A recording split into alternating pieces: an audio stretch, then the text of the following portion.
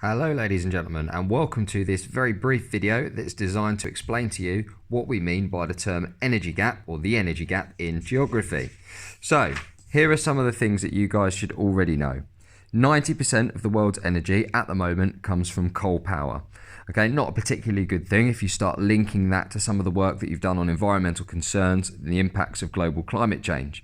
We know that HICs, that's high income countries, are the highest consumers of energy, and the LICs are the least energy secure. This means that they've got the least security in terms of the amount of energy that they've got available for their populations. This is what we need to know about the energy gap. So the energy gap is the gap between the amount of energy that is demanded and the amount of energy that is available.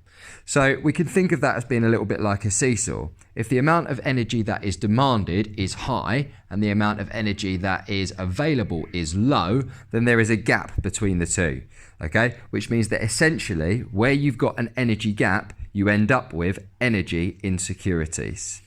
Now let's put that into the context of the United Kingdom. In the United Kingdom, the energy gap is increasing.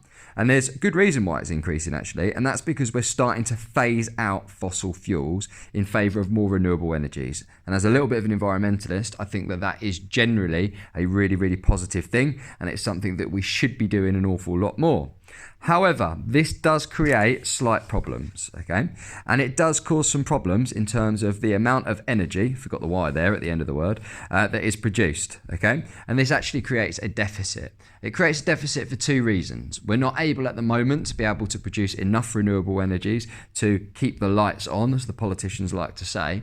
But in addition to that, we also don't have the green energy infrastructure that hopefully going forward into the future, we will be able to achieve and that we will be able to obtain.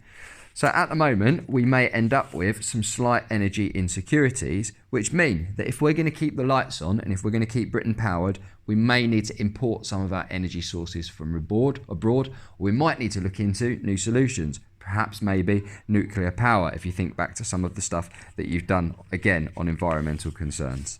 Okay, thank you for watching this very, very short video, and hopefully you now understand the energy in the UK.